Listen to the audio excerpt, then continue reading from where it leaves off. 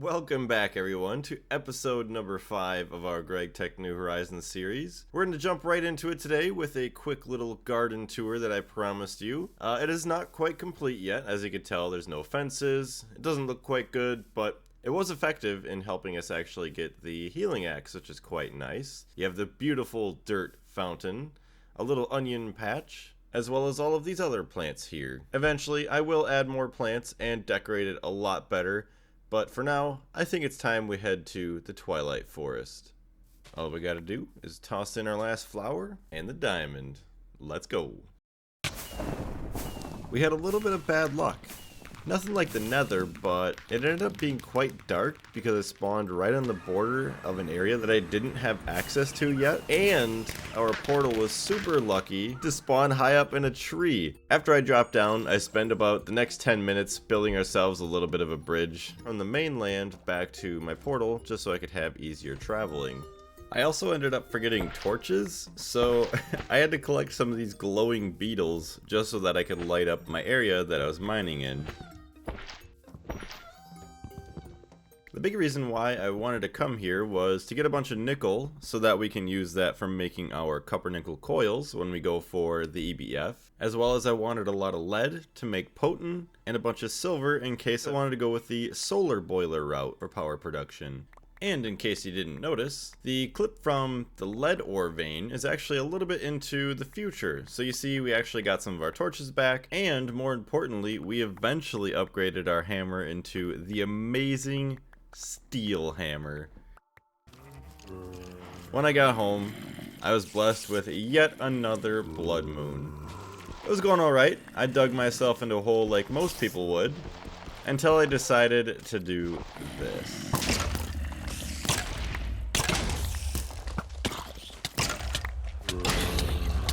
Why do I do things like this? I then had to sit peacefully in fear on top of my little pillar until I could finally assess the damage in the morning. I was a little impatient, but I dropped down to the bottom of the pillar and decided to take a quick peek around. And thankfully it appears that none of the machines have been damaged. I was then able to drop into the hole, grab my stuff, and camp out the rest of the night, like I should have done the first time. After I was finished messing around, I was able to actually put together a lot of my resources and make a bunch of steam turbines. Now I know this isn't the most efficient way to power up my machinery, but at least it allows me to operate all of my machines simultaneously right now without having to worry about them losing power. Later on, I do figure out about the amazing battery buffers, but it's also good to have the extra turbines so that when we have even more machines later on, we won't have to worry about making them. And now I'm just going to go ahead and make a bunch of potent so that way we can replace all of our pipes, as well as reorganize and setting up all of our machines.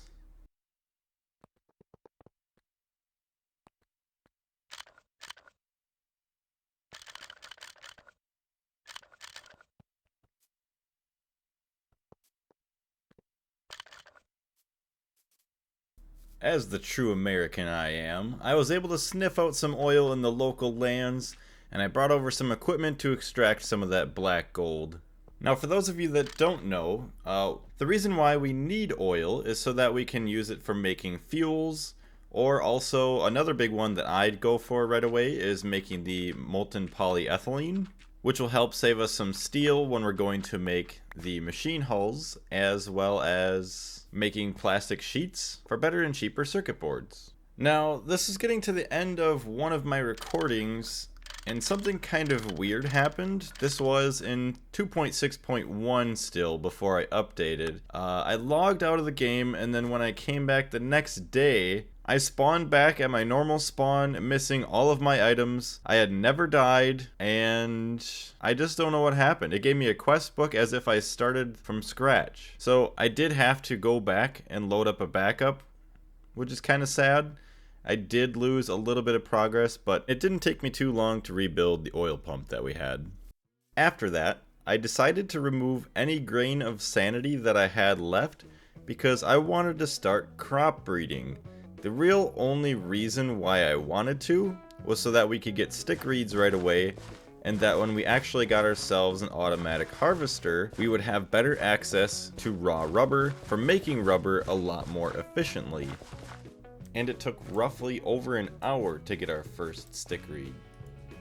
Finally! Look at that, I got one stick reed, finally. Ooh, wait, oh, I got 2 stick reed seeds from that. That is insanely lucky. That is lucky.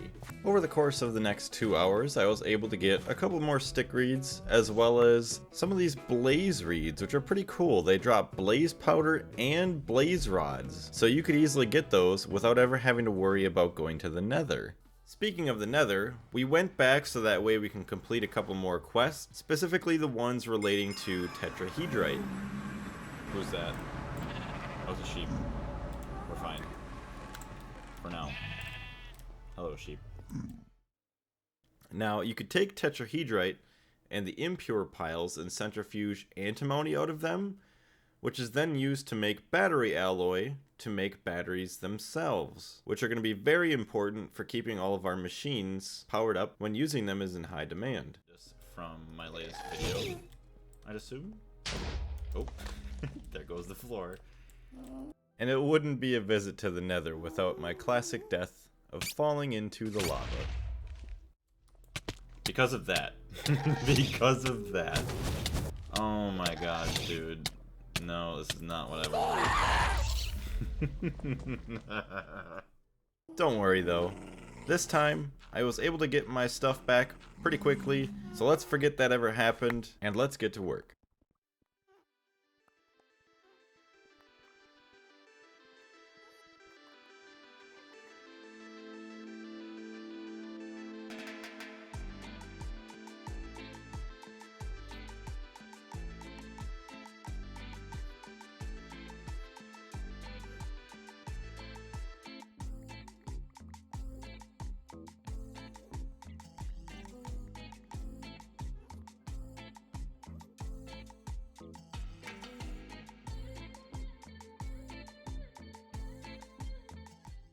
I don't know why, but I finally stumbled upon the reward area page, and thankfully there was enough quests left in the early tiers of the quest book that I can actually get the low enough tiered loot bags to upgrade. Otherwise, I would have accidentally soft locked myself, which also leads me to the hardcore ender expansion challenges. I did have a couple questions about that, but I will let my past self take care of that. Now that I have seen this challenge does exist. HEE challenges. No idea what that stands for. HEE. But now, can I even get this achievement anymore because I have already died in this world? You can do that easily, I believe in you. Or does it only count once you enter the end? Deal the finishing amount of damage to the dragon using bed explosion. Oh no.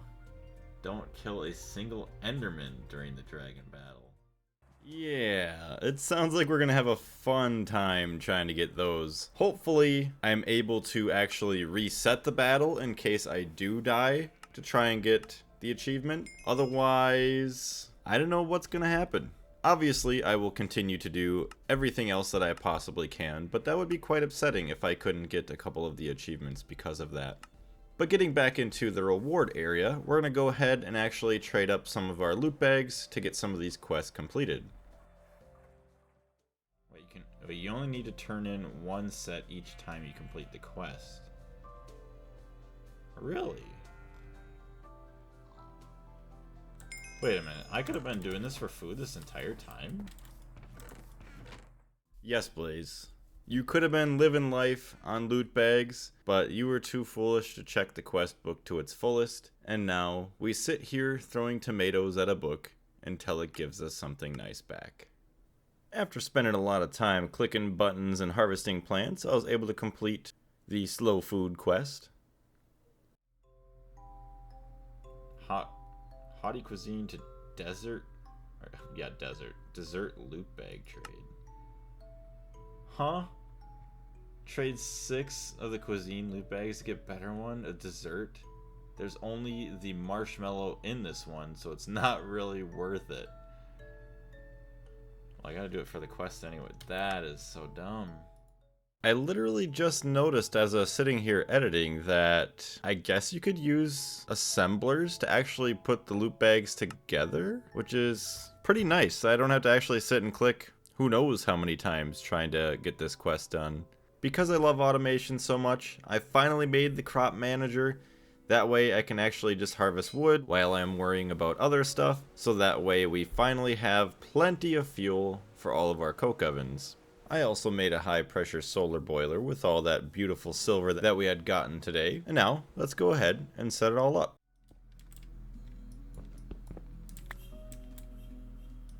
Set that guy.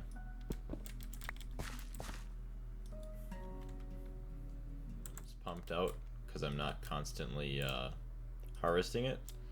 But soon enough, when I have more time, I'm going to build another farm with saturated farmland and stuff where I don't have to worry about the water being in there.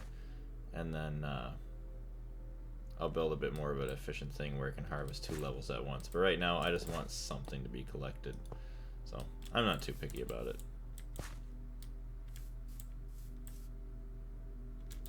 Honestly, should probably do this. 'Cause I think they can only get pumped into the back. So let's import. Alright, there we go. Sun's coming up. Water's filling in. Sun steam should go this way. Power should go down into here. And then hopefully it can continue to harvest all these plants. Thankfully, I did realize before it was too late that I had to cover up my machine, or it could have blown up if it would have been caught in a rainstorm. So let's just take care of that real quick.